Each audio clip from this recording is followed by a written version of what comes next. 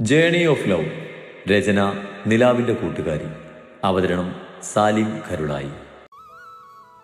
ഭാനുമതിയോട് ദേഷ്യപ്പെട്ട ആയിഷ പുറത്തേക്ക് ഇറങ്ങി വരുമ്പോഴാണ് ഗേറ്റ് കടന്നൊരു കാറ് വന്ന് മുറ്റത്ത് നിർത്തിയത്. കാറിന്റെ കോടതി സീറ്റിൽ നിന്നും ഇറങ്ങി വരുന്ന ആരിവിനെ കണ്ടതും ഞൊടിയുടെ നേരം കൊണ്ട് ആയിഷിന് ദേഷ്യം മാറി മുഖവും കണ്ണും സന്തോഷം കൊണ്ട് വിടുന്നു. അവന്റെ കണ്ണ് ആരിവിന്റെ മുഖത്താകെ ഓടി നടന്നു. ആയിഷിനെ കണ്ടതും ആരിവിന്റെ മുഖമൊന്നും മങ്ങിയെങ്കിലും മുഖത്തൊരു ചിരി വരുത്തി തീർത്തു. എന്താ അവിടെ തന്നെ നിൽക്കുന്നത്?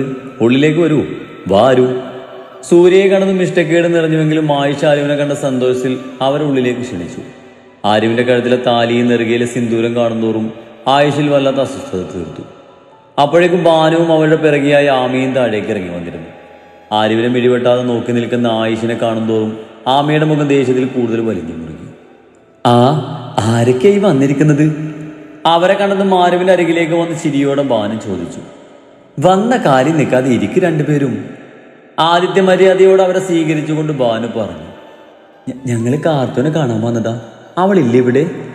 വളച്ചു കെട്ടാൻ താല്പര്യമില്ലാത്തത് കൊണ്ട് തന്നെ ആര് വേഗം വന്ന കാര്യം പറഞ്ഞു. എന്നാൽ ആരിവിനെ കണ്ടപ്പോൾ കാർത്തവിന്റെ കാര്യം മറന്നതെന്ന് ആയിഷിന് ആര് പറഞ്ഞത് കേട്ട് അവളുടെ മുഖത്ത് നോക്കാൻ ബുദ്ധിമുട്ടുള്ളതുപോലെ തോന്നിയതും അവൻ വേഗം അവളിൽ നിന്ന് മുഖം മാറ്റി. മോള് മുകളിലുള്ള റൂമിലുണ്ട്, ഫ്രഷ് ആകാണ്. അച്ഛാ, ഞാൻ അവളെ ഒന്ന് കണ്ടിട്ട് വരാമേ. ബാനു റൂം പറഞ്ഞു കൊടുത്തതും ആര് സൂര്യയെ നോക്കിക്കൊണ്ട് പറഞ്ഞതും സൂര്യ അവളെ നോക്കി ചിരിയോടെ തലയാട്ടി സെറ്റിയിലേക്ക് ഇരുന്നതും ആര് വേഗം മുകളിലേക്കുള്ള പടികൾ കയറി. ആമിയും ആയിഷും ഇരുണ്ട മുഖത്തോട് അവളെ നോക്കി നിന്നു. കാർത്ത് ഫ്രഷായി ഇറങ്ങുമ്പോഴാണ് ആര് റൂമിലെ ബെഡിലിരിക്കുന്നത് അവൾ കണ്ടത്. ആരുവിനെ കണ്ടതും അവിശ്വസനീയതയോടെ കാർത്തുവിന്റെ കണ്ണുകൾ വികസിച്ചു. ആരു, നീ എങ്ങനെ ഇവിടെ? കാർത്ത് കണ്ണു പിടിച്ച് ചോദിച്ച് അവൾക്കരികിലേക്ക് വന്നു. നിന്നെ കാണാൻ വന്നതാ. എന്താടി സംഭവം? നിന്റെ ആയുസാന്റെ കല്യാണം എങ്ങനെയാ നടന്നത്? കാർത്തുവിനരികിൽ വന്ന് കാർത്തുവിന്റെ മാറിൽ പറ്റി കിടക്കുന്ന താലിയിലേക്ക് നോക്കിക്കൊണ്ട് ആര് ചോദിച്ചതും കാർത്തു ചായാനൊരു തോല് കിട്ടിയതുപോലെ ആരുവിന് ഇറുകപ്പൊടുന്ന് പൊട്ടിക്കരഞ്ഞു. കാർത്തു, കരയാതെ കാര്യം പറടി. അവളുടെ തോളിൽ പിടിച്ച് ആശ്വസിപ്പിച്ചുകൊണ്ട് ആര് പറഞ്ഞു. ഞാൻ ഒരു തെറ്റും ചെയ്തിട്ടില്ല ആരും, എനിക്കൊന്നും അറിയില്ല. എന്താ കാർത്തു സംഭവം? അവളുടെ കരച്ചിലൊന്നും അടങ്ങിയതും ആരും അവളുമായി ബെഡിൽ വന്നിരുന്നു കൊണ്ട് ആര് കാര്യം തിരക്കി.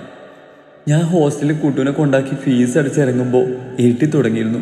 ബസ് സ്റ്റാൻഡിലേക്ക് നടക്കുമ്പോൾ ആരോ പിറകെ വന്ന് മുഖം പൊത്തിപ്പിടിച്ച് അടുത്തുള്ള കാലിലേക്ക് കയറ്റി. കുറെ കുതിരങ്ങ നോക്കിയാരും, പക്ഷെ അതിലുള്ള ആരോ എന്തോ സ്പ്രേ എൻ്റെ മുഖത്തേക്ക് അടിച്ചു. പിന്നെ എനിക്ക് ഒന്നും ഓർമ്മയില്ലായിരുന്നു. ബോധം വരുമ്പോൾ ഞാനേതോ ഹോട്ടൽ മുറിയിലായിരുന്നു. കൂടെ എൻ്റെ അടുത്ത് ബോധമില്ലാതെ ആയിഷാറുണ്ടായിരുന്നു. പെട്ടെന്ന് കണ്ട ആർക്കും തെറ്റിദ്ധരിക്കാൻ പറ്റുന്ന വിധത്തിലായിരുന്നു ഞങ്ങളുടെ വസ്ത്രങ്ങൾ പോലും. നോവോടെ കരഞ്ഞ് പറയുന്നവൾ ആ ഒരു സങ്കടത്തിൽ ചേർത്ത് പിടിച്ചു. ഞങ്ങൾക്ക് ശരിക്കും ബോധം വരുമ്പോഴാണ് ഡോറിൽ ശക്തമായി തട്ട് കേട്ടത്. സാറ് ചെന്ന് നോക്കുമ്പോൾ കാണുന്നത് കുറച്ച് പോലീസുകാരെയും സാറിൻ്റെ അമ്മയും മീഡിയാസിനൊക്കെയാണ്. ആ ഹോട്ടലിൽ അനാശാസം നടക്കണമെന്ന് അറിഞ്ഞ് വന്നതാണ് പോലും അവര്. മകന്റെയും കുടുംബത്തിന്റെയും പേര് മോശമാകാതിരിക്കാൻ ആ അമ്മയെടുത്ത തീരുമാനമായിരുന്നു ഈ വിവാഹം. ചോദിക്കാനും പറയാൻ ആരും ഇല്ലാത്തവളായതുകൊണ്ടാകും ആരും എന്നെ ഒന്ന് കേൾക്കാനോ സമ്മതം ചോദിക്കാനോ നിന്നില്ലാരും. അത് പറഞ്ഞ് ആരുവിനെ കെട്ടിപ്പിടിച്ച് കാർത്ത് പൊട്ടിക്കരഞ്ഞു. അവള് പറഞ്ഞതൊക്കെ കേട്ട് ആരുവിന്റെ മിഴികൾ തന്റെ കാർത്തവിനെ ആലോചിച്ച് വിഷമത്തിൽ നിറഞ്ഞൊഴുകി. കാർത്തവിന്റെ ഉള്ളിലെ സങ്കടമെല്ലാം കരഞ്ഞു തീർക്കട്ടെ എന്ന് കരുതി ആര് കാർത്തവിനെ തലയിൽ തലോടി അവളെ ചേർത്ത് പിടിച്ച് അവിടെ ഇരുന്നു. ഉള്ളിൽ അടക്കി പിടിച്ച സങ്കടമെല്ലാം കുറച്ചു നേരം കരഞ്ഞു തീർത്തതും കാർത്തവിനൊരു ആശ്വാസം തോന്നി. നിന്നോട് ഇവിടെയുള്ളവരൊക്കെ എങ്ങനെയാ പെരുമാറുന്നത് കാർത്തു? ദേഷ്യാണ് നിന്നോട്? ആര് പറഞ്ഞത് കേട്ടതും കാർത്തവിന്റെ ഉള്ളിൽ തന്നോട് ദേഷ്യത്തിൽ പെരുമാറി ആയിഷിന്റെയും ആമിയുടെയും മുഖം തെളിഞ്ഞു വന്നു. ഏയ്, പ്രശ്നമൊന്നും ഇല്ലടി, എല്ലാവരും നല്ല രീതിയിൽ തന്നെയായി ഇതുവരെ പെരുമാറിയത്. മുഖമൊന്ന് അമർത്തി തുറച്ചുകൊണ്ട് കാർത്തു പറഞ്ഞു. ആരുവിന് ഇപ്പോൾ ആവശ്യത്തിന് പ്രശ്നങ്ങളുണ്ട്, അതിനിടയിൽ താൻ കൂടെ ഓരോന്ന് പറഞ്ഞ് അവളെ വേദനിപ്പിക്കണമെന്ന് കരുതിയാണ് കാർത്തു അങ്ങനെ പറഞ്ഞത്. നീ വാ കാർത്തു, എന്നാൽ ഇവിടെ നിൽക്കണ്ട, എന്റെ കൂടെ വാ, ഞാൻ നോക്കിക്കൊള്ളാം നിന്നെ. കാർത്തുവിന്റെ കയ്യിൽ മുറുകെ പിടിച്ചുകൊണ്ട് ആര് പറഞ്ഞു. അത് വേണ്ട മോളെ, കാർത്ത് ഇവിടെ നിന്നോട്ടെ. ഇതവളുടെ ഭർത്താവിന്റെ വീടാണ്, അവളിനി ഇവിടെയാണ് നിൽക്കേണ്ടത്. ആരുവിന് കുടിക്കാനുള്ളതും കൊണ്ട് അങ്ങോട്ട് വന്ന ബാനു ആര് പറഞ്ഞത് കേട്ട് പറഞ്ഞു. അത് പിന്നെ ഇവർക്ക് തമ്മിൽ എനിക്കറിയാം, ഇവർക്ക് പരസ്പരം അംഗീകരിക്കാൻ ബുദ്ധിമുട്ടുണ്ടാകും. എൻ്റെ മകൻ ഒരിക്കൽ കാർത്തികേയത്തിനെ അംഗീകരിക്കും. അതുവരെ കാർത്തിക ഇവിടെ തന്നെ വേണം. ഇപ്പൊ അവൾക്ക് കൂടെ അവകാശപ്പെട്ട വീടാണിത്.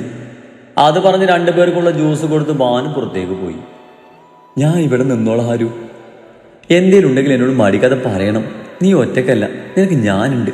ഞാൻ നിന്നെ കൂടുതൽ നിർബന്ധിക്കുന്നില്ല. എവിടെ നിൽക്കുന്നതിനേക്കാൾ സുരക്ഷിതമായ ഇടം ഇവിടെയാകും. ഒന്നില്ലെങ്കിലും നിന്നെ രണ്ടാനച്ഛനെയും കൂട്ടാളികളെയും പേടിക്കാതെയെങ്കിലും നിനക്ക് ഉറങ്ങാലോ. ഒരു പോലീസിന്റെ വീട്ടിൽ കയറി വന്ന് അവരൊരിക്കലും പ്രശ്നമുണ്ടാക്കി നിന്നെ കൊണ്ടുപോകില്ല. ആര് പറഞ്ഞു കേട്ട് കാർത്തവൾക്കായി ഒരു വരണ്ട ചിരി നൽകുകയല്ലാതെ ഒന്നും പറഞ്ഞില്ല. വിഷമിക്കല്ലേ കാർത്തു. കാർത്തുവിന്റെ ചിരിയിലെ നോവ് മനസ്സിലാക്കി ആരു അവളോട് സങ്കടത്തിൽ പറഞ്ഞു. ഏയ് എനിക്ക് സങ്കടമൊന്നുമില്ലടി, നിനക്ക് കുഴപ്പമൊന്നുമില്ലല്ലോടി. ആ സീതപ്പച്ചിയും അവളുടെ ജാരനെയും നീ പൊക്കിയോ? തന്റെ സങ്കടം ആരുവിന് മുന്നിൽ ഒളിപ്പിച്ചു വെച്ച് മുഖത്തൊരു ചിരി വരുത്തിക്കൊണ്ട് കാത്തു ചോദിച്ചു. ഇല്ല, അതിനെ പറ്റിയൊരു അവസരം കിട്ടിയില്ല. ആര് നിരാശയോടെ പറഞ്ഞു. സാരല്ല, ഉടനെ നിന്നെ കൊണ്ട് സാധിച്ചോളും. അല്ല, നിന്റെ കുഞ്ഞുവാവ് എന്ത് പറയുന്നു? സുഖല്ലേ ആൾക്ക്? ദേ കാർത്തു, എന്റെ മാഹിയെ കളിയാക്കലുണ്ടല്ലോ, നല്ല പിച്ച് വെച്ച് തരും ഞാൻ. കാർത്തു മഹിയെ കുഞ്ഞിബാമ എന്ന് വിളിച്ച് കളിയാക്കിയത് കേട്ട് കള്ള ഗൗരവത്തിൽ അവളെ നോക്കി കണ്ണുരുട്ടിക്കൊണ്ട് ആര് പറഞ്ഞു. അയ്യോ, ഞാനൊന്നും പറയുന്നില്ലേ. എന്നാ ഞാൻ ഇറങ്ങടി. നിന്നെ കാണാൻ എൻ്റെ ഒരു സമാധാനമില്ലായിരുന്നു, അതോ ഓടിപ്പിടിച്ച് വന്നത്. എന്ത് പ്രശ്നം ഉണ്ടെങ്കിലും എപ്പോൾ വേണമെങ്കിലും മടിക്കാതെ പറയണം, നിനക്ക് ഞാനുണ്ട്. കാർത്തുവിന്റെ കയ്യിൽ മുറുകെ പിടിച്ചുകൊണ്ട് ആര് പറഞ്ഞതും കാർത്തു നിറകണ്ണോടെ തലയാട്ടി.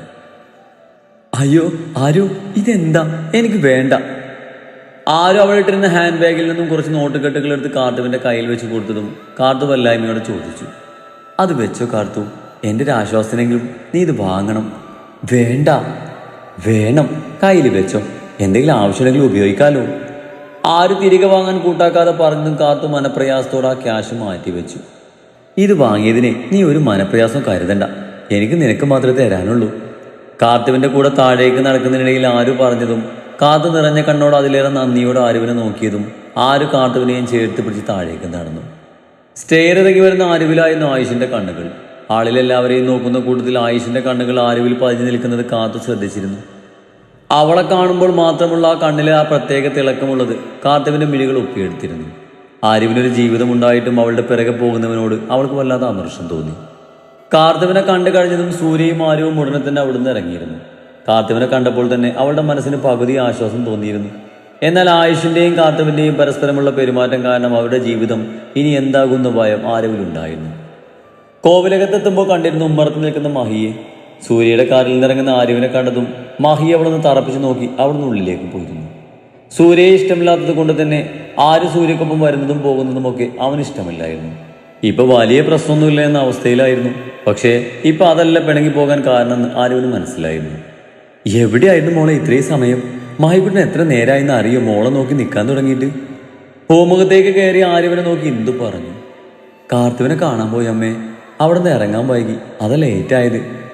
അവളെ കാണാൻ പോകുന്ന വിവരം ഞാൻ മായേട്ടനോട് പറഞ്ഞിട്ടില്ലായിരുന്നു, അതാ പതിവ് സമയം കഴിഞ്ഞിട്ട് കാണാൻ നോക്കി നിന്നത്. ആര് ഇന്ദുവിനോടായി പറഞ്ഞു. കാർത്തുവിന്റെ കാര്യം ഇന്ദുവിനും അറിയാമായിരുന്നു. ആഹാ, ആരുമോള് വന്നോ? ഇന്നെന്താ വൈകിയേ? സ്വീകരണ മുറിയിൽ TV കണ്ടിരുന്ന സീത ആരുവിനെ കണ്ട് ചിരിയോടെ ചോദിച്ചു. അവരെ കണ്ടതും അവളുടെ മുഖത്ത് വെറുപ്പ് നിറഞ്ഞു. ഇത്തിരി വൈകിപ്പോയി, നല്ല തലവേദന, ഞാൻ ഒന്ന് ഫ്രഷ് ആയിട്ട് വരാമേ. വെറുപ്പ് അവരോട് കാണിക്കാതെ മുഖത്തൊരു വരുത്തി തീർത്ത പുഞ്ചിരിയാണ് ഞാൻ ആര് വേഗം മുകളിലേക്ക് പോയി. മുകളിലേക്ക് നടക്കുമ്പോഴും എന്നത്തെയും പോലെ അവരുടെ മുഖംപൊടി എല്ലാവർക്കും മുമ്പിലും വലിച്ചു കയറി അവരെയും അവരുടെ കാമുകനെയും എല്ലാവർക്കും മുമ്പിലും വെളിവാക്കാൻ വേഗം പറ്റണമെന്ന പ്രാർത്ഥനയായിരുന്നു അവൾക്ക്. ആര് റൂമിലെത്തുമ്പോൾ മാഹി ബാത്റൂമിലായിരുന്നു. കയ്യിലുള്ള ബാഗ് ടേബിളിലേക്ക് വെച്ച് ഷാളിന്റെ പിന്നടിച്ച് ഷാളൂരി അലക്കാനുള്ളത് ഇട്ട് വെക്കുന്ന പിന്നിലേക്ക് ഇട്ടു. ആര് ബെഡിലേക്കിരുന്നു. സീത എന്തിനാ ഇങ്ങനെ എല്ലാവർക്കും മുമ്പിലും അഭിനയിച്ച് ജീവിക്കുന്നതെന്ന ചോദ്യത്തിന് ആരുവിന് ഉത്തരം കിട്ടിയില്ലായിരുന്നു. ഷെരീഫ് നായരോടൊപ്പം ഈ കോവിലകം തകർക്കാൻ മാത്രം എന്താണ് അവർക്കുള്ളിലെ പകയും ദേഷ്യവുമെന്ന് അവൾക്ക് മനസ്സിലാകുമായിരുന്നില്ല. ഓരോന്ന് ആലോചിച്ച് ശരിക്കും അവൾക്ക് തല പെരുക്കുന്നുണ്ടായിരുന്നു. ആര് തലയും താങ്ങിയിരിക്കുമ്പോഴാണ് മാഹി കുളി കഴിഞ്ഞിറങ്ങി വരുന്നത്. ബെഡിലിരിക്കുന്ന ആരുവിനെ കണ്ടെങ്കിലും മാഹി കാണാത്ത പോലെ തല തുവർത്തി കണ്ണാടിക്ക് മുന്നിൽ വന്നു നിന്ന് മുടി ചീകാൻ തുടങ്ങി. ഇടയ്ക്ക് മാഹി കണ്ണാടിയിൽ കൂടി ആരുവിനെ നോക്കി. അതാര് കാണുന്നുണ്ടായിരുന്നു. താൻ നോക്കുന്നത് ആര് കണ്ടെന്ന് മനസ്സിലായതും മാഹി ഒന്ന് പതറിയെങ്കിലും അവൻ ഗൗരവം നടിച്ചു നിന്നു. നീ ഇന്ന് ആ ആയുഷിന്റെ വീട്ടിൽ പോയിരുന്നു? ചേർപ്പ് ടേബിളിൽ വെച്ച് ആരുവിനെ നേരെ തിരിഞ്ഞുകൊണ്ട് മാഹി ചോദിച്ചു. ആ പോയിരുന്നു. ഒട്ടും താല്പര്യമില്ലാത്ത ഭാവം നടിച്ചുകൊണ്ട് ആര് പറഞ്ഞു. എന്തിന്? കാർത്തുവിനെ കാണാൻ. അത്രമാത്രം പറഞ്ഞ് ആര് ഡ്രസ്സും എടുത്ത് ബാത്റൂമിൽ കയറി പോയതും മാഹി അവൾ പറഞ്ഞത് കേട്ട് പല്ല് കടിച്ചു. ആയുഷിന് ആരുവിന് മേലൊരു കണ്ണുണ്ടെന്ന് മാഹിക്കറിയാം. അതുകൊണ്ടാണ് അവൾ ആയുഷിന്റെ വീട്ടിൽ പോയെന്ന് അറിഞ്ഞപ്പോൾ മാഹിക്ക് ഇഷ്ടപ്പെടാത്തത്. ഫ്രഷായി ഇറങ്ങി ആരും മുഖവും വീർപ്പിച്ചിരിക്കുന്ന മാഹിയെ കണ്ടെങ്കിലും ആ പിണക്കത്തിന് അധികം ആയുസില്ലെന്ന് ആരുവിന് അറിയാം. അതുകൊണ്ട് തന്നെ അതൊരു വലിയ കാര്യമാക്കാതെ അവൾ താഴേക്ക് പോയി.